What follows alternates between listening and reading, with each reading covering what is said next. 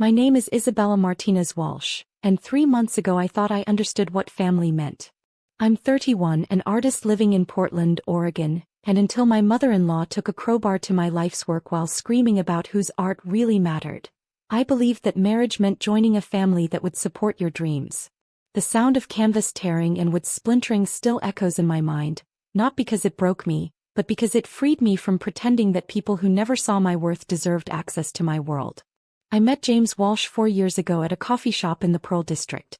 He was reading about architecture while I sketched afternoon light falling across strangers' faces. When he saw my drawing, his genuine amazement felt like recognition. "You see things differently," he said. For the first time in years, someone saw my art and understood it was more than a hobby. James came from what he called an artistic family. His mother, Patricia Walsh, had run a small gallery for 15 years. His father collected vintage photographs. His younger brother David painted abstract pieces that James described as raw and emotional. I was excited to meet them, imagining conversations about technique and inspiration. The first family dinner should have been a warning. Patricia greeted me politely but spent most of the evening discussing David's upcoming cafe show. When James mentioned I was also an artist, her response was measured. "How nice. What kind of art do you do?" I explained that I worked primarily in oil paintings, focusing on portraiture and urban landscapes. Patricia nodded and immediately turned back to David.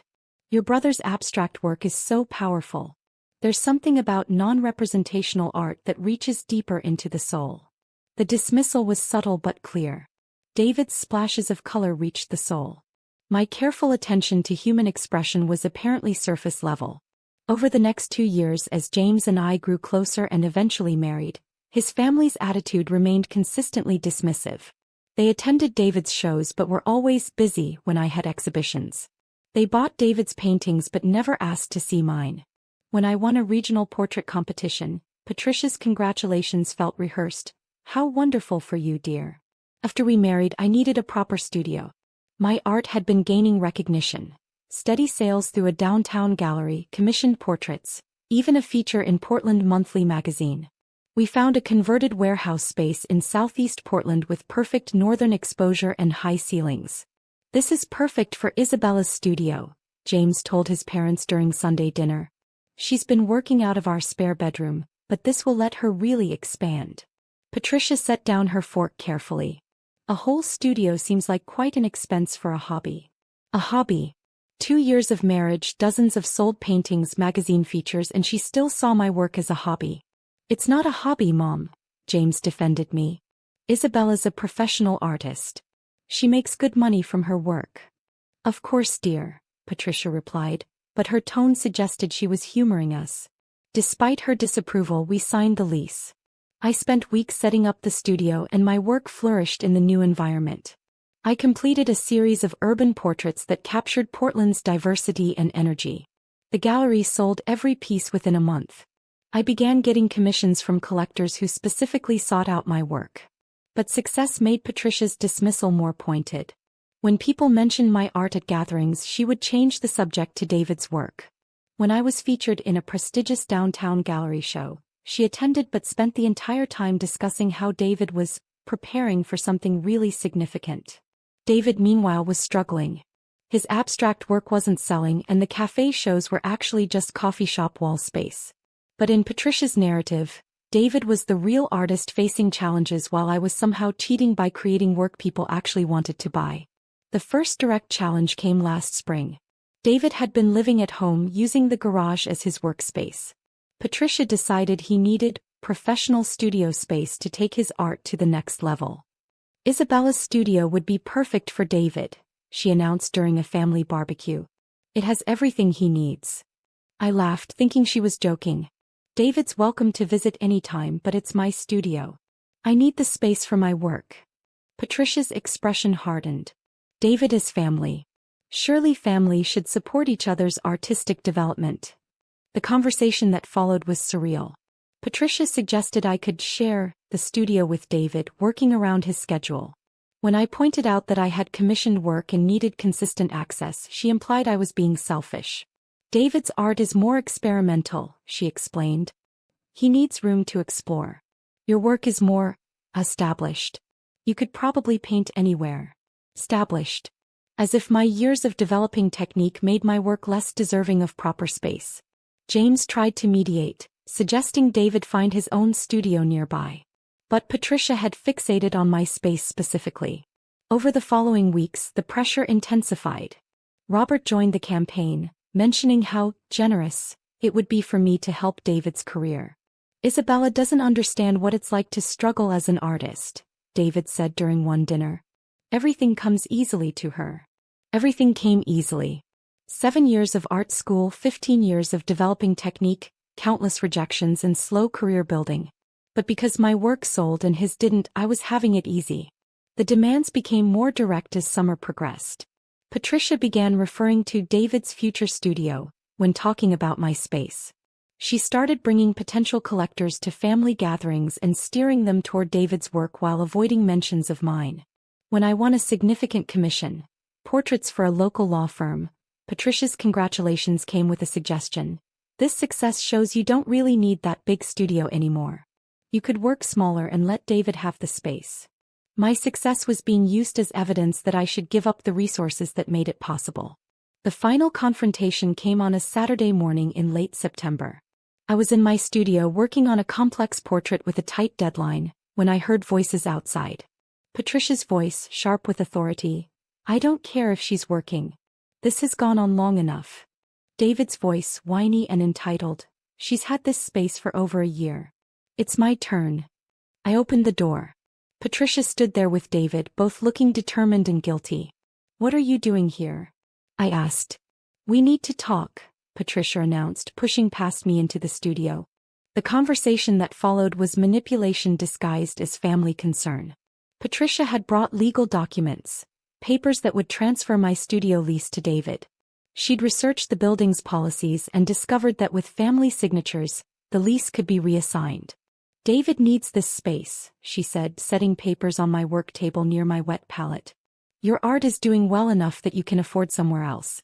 This is about family supporting family. I stared at the documents, my signature line highlighted in yellow. You want me to give up my studio so David can have it. We want you to help your brother-in-law achieve his potential, Patricia corrected. You've had your time to establish yourself. Now it's David's turn. My time. As if artistic development was a resource to be shared equally rather than something earned through dedication. No, I said simply. Patricia blinked, clearly not expecting direct refusal. Excuse me. No, I repeated. I won't sign over my studio. David can find his own studio. What happened next revealed the true depth of their entitlement. Patricia's politeness evaporated, replaced by raw fury. You're being incredibly selfish, she hissed. David is family. Your success should benefit the whole family. David stepped forward, his face flushed. You think you're so much better because people buy your paintings. But your work isn't even real art. It's just copying what you see. Just copying. Years of studying light, composition, human expression, reduced to copying by someone whose work consisted of angry smears across canvas. Get out, I said quietly. We're not leaving until you sign these papers, Patricia declared. This family has supported you for years and now it's time to give back. Supported me. They'd attended exactly one of my shows, bought 0 pieces and spent 3 years undermining my credibility. I reached for my phone. I'm calling James. That's when Patricia lost control completely. She looked around my studio, at the paintings I was working on, the completed pieces waiting for delivery. Her expression shifted from anger to something colder. David's art matters more than yours, she said, her voice dropping to deadly calm. And if you won't recognize that willingly, maybe we need to help you understand. She picked up a palette knife from my work table and walked toward my easel.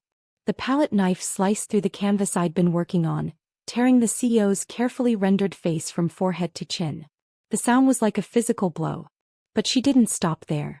Patricia grabbed a crowbar that another artist had left against the wall and began systematically destroying everything in my studio.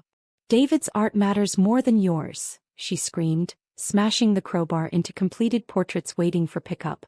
Canvas tore, frames splintered, paint scattered across the floor like blood. I watched in stunned silence as she destroyed painting after painting. A portrait of a local judge that had taken weeks. A series of neighborhood children commissioned as gifts. A self-portrait I'd painted during my engagement, capturing the happiness I'd felt at joining his family. David stood in the doorway, no longer protesting, just watching as his mother cleared the way for his artistic success. His expression wasn't horror, it was satisfaction mixed with guilt. The destruction lasted maybe 5 minutes but felt like hours. When Patricia finally stopped, breathing heavily, my studio looked like a crime scene. Torn canvas, broken frames, scattered paint, years of work reduced to debris. "There," she panted, dropping the crowbar. "Now you understand what really matters in this family." I didn't cry. I didn't scream. I just stood there, surrounded by wreckage, and felt something inside me shift permanently. Not break, shift. Like a bone setting itself after a fracture, harder than before. Patricia and David left without another word. Instead of calling James in tears, I pulled out my phone and called Elena Rodriguez, the owner of Rodriguez Gallery where I'd been showing my work for 3 years. "Elena," I said, my voice surprisingly steady. "I need you to come to my studio immediately. And bring a camera." Elena arrived 20 minutes later, took one look at the destruction, and started documenting everything with methodical precision. She photographed the destroyed paintings, the scattered materials, the crowbar still lying where Patricia had dropped it. "Isabella," she said softly, "do you know what they've done?" I shook my head. Beyond destroyed my work, I wasn't sure what she meant. Elena picked up a fragment of canvas, part of the judge's portrait. "This piece alone was worth $15,000. And this series," she gestured toward the destroyed children's portraits. "These were commissioned for $25,000 total." I stared at her, the numbers not computing through my shock. "Isabella," Elena continued urgently, "they've destroyed approximately $140,000 worth of completed and in-progress artwork. This isn't just vandalism, it's destruction of significant financial assets." $140,000. In their fury at my refusal, Patricia and David had destroyed more money than most people made in several years. But Elena wasn't finished. She pulled out her tablet, scrolling through digital files. "Do you realize what some of these destroyed pieces represent?"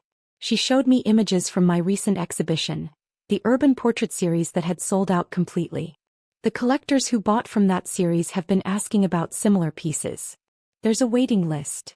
A waiting list. For my work. My supposedly inferior art that wasn't experimental enough. "Elena," I said slowly, "what exactly are you telling me?" She looked at me with the expression of someone delivering life-changing news. "I'm telling you that Patricia Walsh just destroyed the work of one of Portland's most promising emerging artists. The portrait series you were working on was pre-sold to collectors. Next month's exhibition was going to establish you as a significant regional artist." Next month's exhibition. In all the chaos, I'd forgotten. Elena had been planning a solo show. My first major solo exhibition. "The exhibition can still happen," Elena said firmly. "But not with these pieces. We'll need to decide how to proceed." That's when my phone rang. James calling from his hiking trip. I answered without saying hello. "Your mother destroyed my studio." Silence. Finally, James's voice, small and confused. "What do you mean, destroyed?" I looked around at the devastation. "I mean she took a crowbar to every painting while screaming about how David's art matters more than mine." "That's impossible. Mom would never." "Elena's here documenting everything for insurance and police reports," I continued. "She estimates about $140,000 in damage." Another long silence. "I'm coming home. Don't do anything until I get there. Don't do anything." As if there was some way to undo the destruction or restore months of work. I spent the rest of the day with Elena, cataloging the destruction and discussing options. She helped me understand that this wasn't just about lost paintings. It was about my position in the Portland art scene that Patricia had never grasped. "Isabella," Elena said as we finished documenting, "your mother-in-law didn't just destroy paintings. She destroyed pieces that were going to launch you into a different tier of recognition entirely." The irony was staggering. Patricia had destroyed my work to clear the way for David's success, not realizing she'd just eliminated one of the most promising careers in the local art scene. James arrived 3 hours later, his face pale as he took in the destruction. He walked through the debris like someone surveying a natural disaster. I don't understand, he kept saying. This isn't like her. Not violent, just entitled. Not destructive, just convinced that David's needs superseded everyone else's rights. That evening we met with Patricia and Robert. David was absent, probably realizing that witnessing the aftermath might be uncomfortable. Patricia had clearly spent the day crafting her defense. She greeted us with forced calm, offering coffee like we were there for a routine visit. I hope you've had time to think about what happened, she began. Family situations can become emotional, but... You destroyed $140,000 worth of artwork, I interrupted. The number hit the room like a bomb. Robert's coffee cup froze halfway to his lips. Patricia's composed expression flickered. That's ridiculous, she said, but her voice lacked conviction. Those were just paintings. Just paintings. Elena's documentation folder sat between us. Photos of destroyed work, insurance estimates, market valuations. James opened the folder, showing his parents images of the destruction. Mom, look at this. Really look at what you did. Patricia glanced at the photos, then looked away quickly. I may have gotten carried away, but Isabella was being completely unreasonable. David needs support, Robert added. Isabella's already established. She can recover from this. She can recover from this.